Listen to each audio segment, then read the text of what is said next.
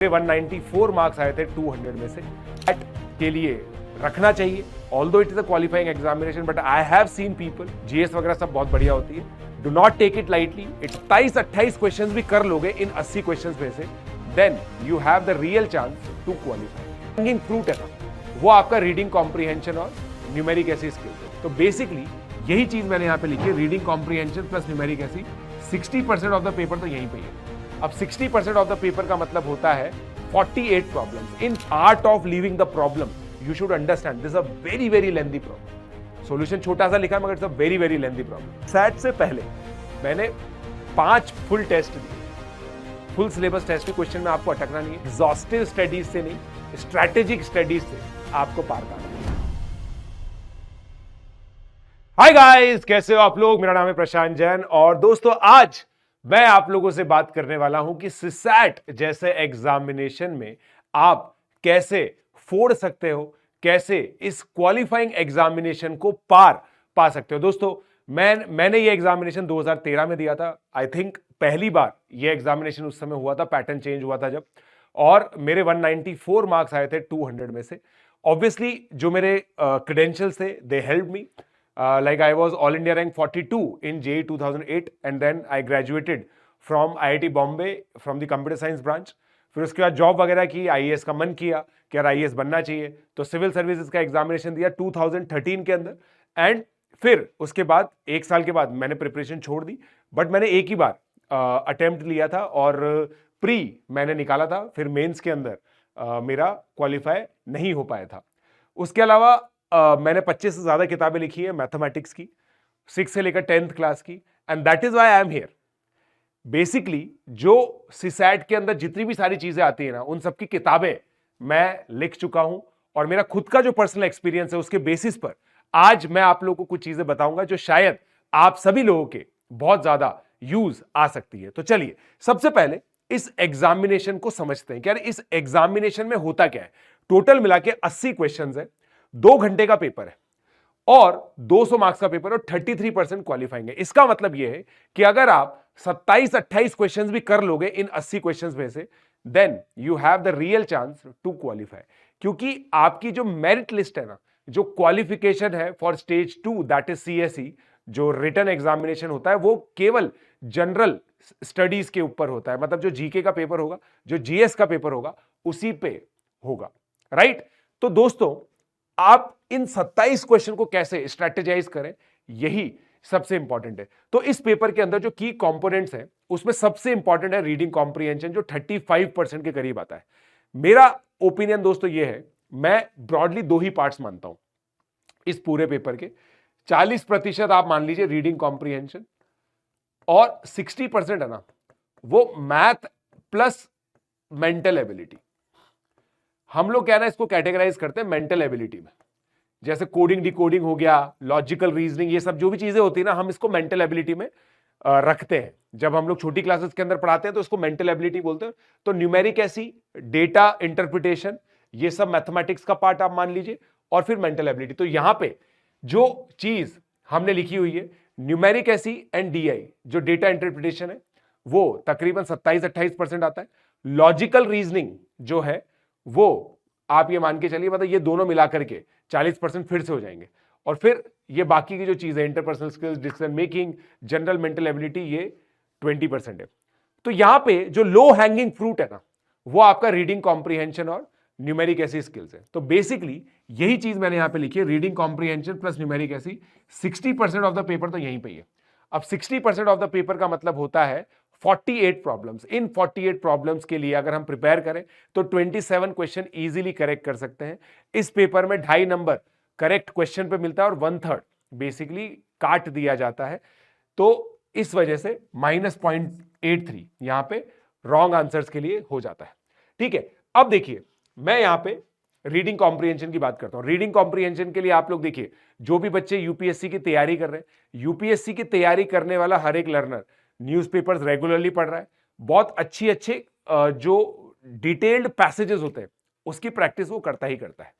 एक चीज आप लोग को दोस्तों ध्यान रखना है यहां पे कि एडिटोरियल्स वगैरह तो आप पढ़े, ऐसा ना सोचें कि कोई देखा हुआ पैसेज आ जाएगा, बट जो भी पैसेज में दे रखा है ना, वही इंफॉर्मेशन करेक्ट है।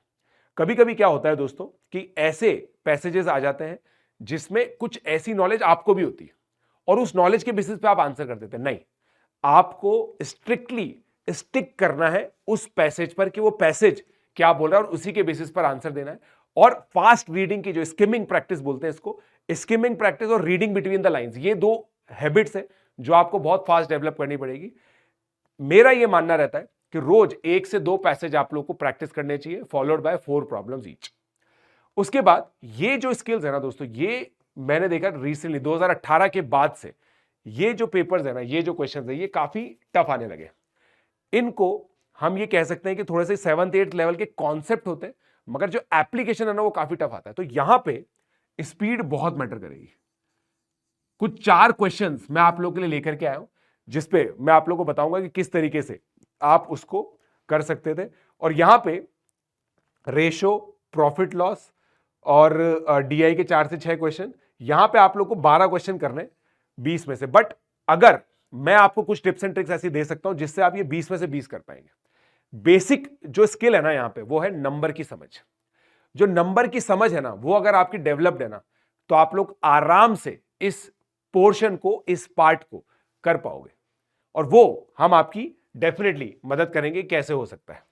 अब आगे बढ़ते हैं।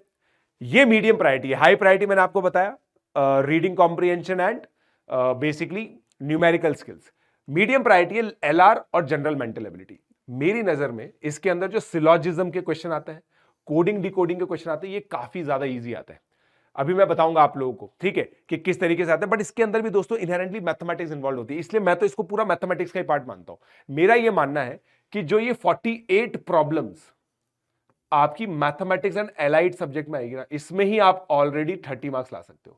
इसमें मैंने ये देखा है कि कुछ 17-18 क्वेश्चन तो काफी टफ है, कुछ क्वेश्चन ऐसे भी हैं जो एक्स्ट्रा ऑर्डिनरीली लेंथी है। मैं आपको बताऊंगा एक क्वेश्चन, पर्टिकुलर क्वेश्चन जो बहुत लेंथी है, हम लोग ओलंपियाड में लेते हैं उस क्वेश्चन को, और ऐसे क्वेश्चन यहां पे दे रखा था, उसको स्किप करना है। आपको नंबर तो लाने नहीं है पूरे, आपको बस क्वालिफाइंग के लिए चाहिए। तो मैं आपको ये भी दिखाऊंगा कि कैसे आप लोगों को बेसिकली स्किप करना है। डिसीजन मेकिंग के जो 5 क्वेश्चन होते हैं, इसमें आप एथिक्स का जो पेपर 4 बेसिकली पढ़ते हो, वही नॉलेज आप लगाइए।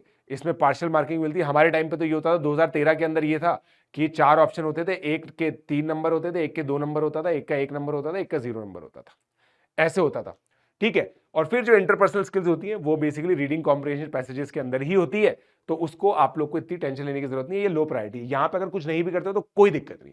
बट मेरा तो ये मानना है कि मैथमेटिक्स प्लस रीडिंग कॉम्प्रिहेंशन से ही आपका पूरा पार हो जाएगा, ठीक है।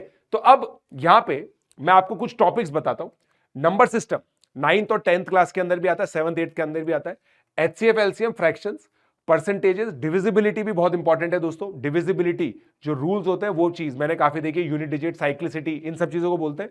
ये पूरा एक कॉन्सेप्ट है जो एक साथ पढ़ाया जा सकता है, कोई बड़ी बात नहीं है, और जब पढ़ेंगे बहुत मजा आ जाएगा। Time, speed, distance, time and work, pi, bar, table, line charts और परम्यूटेशन कॉम्बिनेशन, जो 2020 से 2024 का ट्रेंड है। Permutation and combination IIT JEE का एक टॉपिक है, बट इसका क्या है ना, बहुत सिंपल एप्लीकेशन आता है। तो कुछ कुछ चीजें आप लोग को बता देंगे जिससे आपका पूरा काम हो जाएगा। अब यहां पे है ना, आप बहुत सारे क्वेश्चन के अंदर ये पाएंगे कि आपको आता है, मगर कैलकुलेशन करने में आपको समय लग जाएगा, और लैंग्वेज इतनी कंफ्यूजिंग होती है कि आप उसको इंटरप्रेट गलत कर देंगे। तो वही स्किल्स हमें डेवलप करनी है, और वो स्किल बहुत इजीली डेवलप कर सकते हो आप, कोई बहुत बड़ी बात नहीं है, ठीक है। फिर लॉजिकल रीजनिंग में कोडिंग, डिकोडिंग, ब्लड रिलेशन, बहुत इजी चीज। डायरेक्शन, मेरे को ये पर्टिकुलरली बहुत इजी लगता है, direction sense. Syllogism and statement based question, यहां पे वेन डायग्राम से कैसे करते हैं ये सब आपको बताया जाएगा। Number and later series application, Venn diagram जैसा मैंने आपको बताया, cubes and dice, cause and effect. अब 2025 सीएसई के अंदर जो क्यूब का क्वेश्चन आया था वो बहुत ट्रिकी था, उसके अंदर बहुत गजब लेवल मैथमेटिक्स लग रही। क्यूब के क्वेश्चन में ये था कि 60 इक्वल क्यूब्स में उसको तोड़ रहे हैं।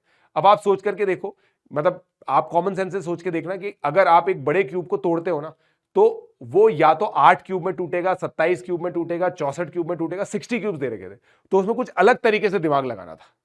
तो ये सब कुछ बहुत सटल चीजें हैं जो आपको सीखनी होंगी।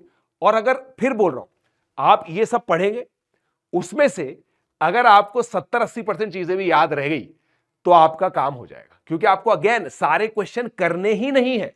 जब सारे क्वेश्चन करने ही नहीं है तो क्या ही टेंशन है, राइट? क्या ही टेंशन है, कोई भी टेंशन है ही नहीं जब सारे क्वेश्चन करने ही नहीं है तो, राइट? फिर उसके बाद रीडिंग कॉम्प्रिहेंशन के लिए जैसा मैंने आपको बताया, आप लोगों को जो हिंदू, इंडियन एक्सप्रेस, इनके एडिटोरियल्स हैं, इनको एक सिटिंग में पढ़ने की हैबिट होनी चाहिए। दोस्तों मेरे जीएस में भी बहुत अच्छे नंबर आए थे, और मैंने जो चीज देखी ना, रीडिंग कॉम्प्रिहेंशन, मेरे जो दो क्वेश्चन गलत हुए थे, 80 में से 78 क्वेश्चन मेरे सही थे। दोनों क्वेश्चन जो मेरे गलत हुए थे वो रीडिंग कॉम्प्रिहेंशन के गलत हुए थे। और रीडिंग कॉम्प्रिहेंशन के अंदर जो मैंने ऑब्जर्व किया है ना, वो ये चीज थी कि अगर मैं उसको अच्छे से पढ़ करके कहीं पे भी थोड़ा सा, कहीं पे भी जहां पे मतलब 2-3 ऑप्शन में एलिमिनेट नहीं कर पा रहा था, वहीं पे थोड़ा सा संशय हो रहा था, वरना हर क्वेश्चन में बेसिकली 2 ऑप्शन तो इजीली एलिमिनेट हो जाते कि यार ये तो होंगे ही नहीं रीडिंग करके, ठीक है? और आप देखो दोस्तों, जितने भी कॉम्प्रिहेंशन आएंगे उसमें से आपको आधे करने, या फिर आप मान लो 60% कॉम्प्रिहेंशन करने। तो जो कॉम्प्रिहेंशन आपको लैंग्वेज में इजी लगे, कुछ बहुत डिफिकल्ट लैंग्वेज के होते हैं और एब्स्ट्रैक्ट नॉलेज के होते हैं, ये चीज समझिए। एब्स्ट्रैक्ट नॉलेज मतलब फिलॉसफी वाले, तो ये चीज मैंने लिखी है, passages are abstract, practice philosophy, ecology and governance passages, ये जो आप टेस्ट लेते हैं। अच्छा, एक चीज मैं आपको बता दूं दोस्तों, सीसैट से पहले मैंने 5 फुल टेस्ट दिए थे, फुल सिलेबस टेस्ट मैंने दिए थे, ताकि मेरा टेम्परामेंट डेवलप हो सके। तो ये सब चीजें जो भी आप लगाओगे ना, जो भी आप प्रैक्टिस करोगे, इसको अप्लाई करने के लिए टेस्ट जरूर दे देना। 5 टेस्ट देना कंपलसरी आप लोगों के लिए। आप जब ये प्रॉमिस करेंगे कि भाई 5 टेस्ट हम दे रहे हैं, तभी आप कर पाओगे। और हर एक बच्चे की अलग स्ट्रैटेजी होती है इसके अंदर। कुछ बच्चे रीडिंग कॉम्प्रिहेंशन में बहुत इनहेरेंटली बहुत अच्छे होते हैं, कुछ बच्चे न्यूमेरिकल स्किल्स में अच्छे होते हैं। जो इंजीनियरिंग पढ़े हुए हैं उनकी न्यूमेरिकल स्किल्स बहुत अच्छी होती है। जो आर्ट्स वाले लर्नर्स होते हैं वो जनरली रीडिंग कॉम्प्रिहेंशन और डिसीजन मेकिंग इन सब पे बैंक करते हैं, और जो इजी मैथमेटिकल प्रॉब्लम्स होती है वो करते हैं। तो सबका अपना अपना होता है। ये सब आपकी जो स्ट्रेंथ है वो कैसे पता चलेगी आपको? जब आप मॉक टेस्ट देंगे। मॉक टेस्ट देना एक बहुत ही महत्वपूर्ण काम है, प्लीज इसको कीजिए, और तभी आप अपनी एक स्ट्रैटेजी बना पाएंगे, ठीक है? तो बेसिकली अब जो मैं रिकमेंड करता हूं, जो मैं खुद करता था दोस्तों, 1 से 1.5 घंटा आपको डेली सीसैट के लिए रखना चाहिए। Although it is a qualifying examination, but I have seen people who do not even qualify this. GS वगैरह सब बहुत बढ़िया होती है, do not take it lightly, it's a very very important examination. और आप बेसिकली जो पेपर रखोगे ना 2 घंटे में से दोस्तों 70 मिनट आप रीडिंग कॉम्प्रिहेंशन और न्यूमेरिकल स्किल्स में रखिए। और पेपर अटेम्प्ट करने का सिंपल तरीका है, किसी भी क्वेश्चन में आपको अटकना नहीं है। कोई भी कॉम्प्रिहेंशन आपको डिफिकल्ट लग रहा है, अगला कॉम्प्रिहेंशन कीजिए। कोई नंबर का क्वेश्चन आपको टफ लग रहा है, अगला क्वेश्चन कीजिए। किसी भी क्वेश्चन में आपको अटकना नहीं है। ये फोकस कीजिए कि आपका 70 मिनट से 80 मिनट रीडिंग कॉम्प्रिहेंशन और न्यूमेरिकल स्किल्स के अंदर जाना चाहिए, क्योंकि वहीं पे सबसे ज्यादा स्कोरिंग करने के चांसेस आप लोगों के होते हैं। और 1.5 घंटा दोस्तों हर दिन आपको अपनी सीसैट की प्रिपरेशन के लिए लगाना। तो अब देखिए, मैं 3-4 क्वेश्चन में आपको बताता हूं। अब जैसे ये देखो, अरिथमेटिक प्रोग्रेशन, ये 10th क्लास का टॉपिक है और बहुत इजी प्रॉब्लम थी। ये 2 प्रॉब्लम है। देखो, पहला प्रॉब्लम ये था कि पी क्यू आर एक प्राइम है less than 20, how many distinct values of P plus Q plus R are possible. अब क्योंकि एपी में दे रखे थे, ये चीज पकड़नी थी, तो एपी में सारे प्राइम नंबर लिख लिए, फिर देख लिया कि कौन कौन से एपी में, जैसे 3, 5, 7 एपी में, 3, 7, 11 एपी में। तो ये हिट एंड ट्रायल से हो जाएगा विदिन मैं आप लोग को बता रहा हूं, विदिन 2 मिनट्स ये प्रॉब्लम हो सकती है, which is a good time to invest. But ये जो प्रॉब्लम है ना, 1 + p + 1 + q, ये और पी क्यू आर इंटीजर्स है, इसमें दे रखे थे, ये बहुत लेंदी है, ये छोड़ना था। जिस क्वेश्चन में देखते ही लग जाना कि यार ये तो कुछ भी नहीं होने वाला, तो ये छोड़ना था। तो आपको ये भी आना चाहिए, art of leaving the problem. You should understand this a very very lengthy problem. Solution छोटा सा लिखा है, मगर it's a very very lengthy problem, ठीक है? फिर उसके बाद ये वाली जो प्रॉब्लम होती है प्रॉफिट लॉस की, ये 7th 8th की प्रॉब्लम है। इसके अंदर लैंग्वेज की मैं आपको बताता, p increase by k%, then decrease by k% repeated twice. तो अब सीधा कंपाउंड फॉर्मूला है ना, 1 + k/100 का होल स्क्वायर और 1 - k/100 का होल स्क्वायर, हो गया। बहुत इजी क्वेश्चन है। 10 की पावर आपका देखो 2 यहां बन रहा है, 2 यहां बन रहा है, फिर स्क्वायर की वजह से 8 बन जाएगा। बहुत इजीली आपका इसमें आंसर आ जाएगा। बट अगेन मैं फिर आपको बोल रहा हूं, यहां पे भी ये क्वेश्चन जिसकी बहुत अच्छी फैमिलियरिटी है, जिसकी बहुत अच्छी प्रैक्टिस है, वही यहां पे फास्ट कर पाएगा। यहां पे आपको स्पीड अक्वायर करनी है, बहुत स्पीडीली सॉल्व करना है। लेस देन 1 मिनट प्रॉब्लम है ये, ठीक है? अब ये जो प्रॉब्लम है ना, ये पूरा ट्रिक बेस्ड है, एचसीएफ एलसीएम का क्वेश्चन है, जिसको पता है वही कर पाएगा। यहां पे बेसिकली क्या दे रखा था कि जो डिवाइजर दे रखे हैं, 3 डिवाइजर दे रखा है, 5 दे रखा है, 6 दे रखा है और 9 दे रखा है, ये बेसिकली रिमाइंडर दे रहे हैं 1, 3, 4 और 7।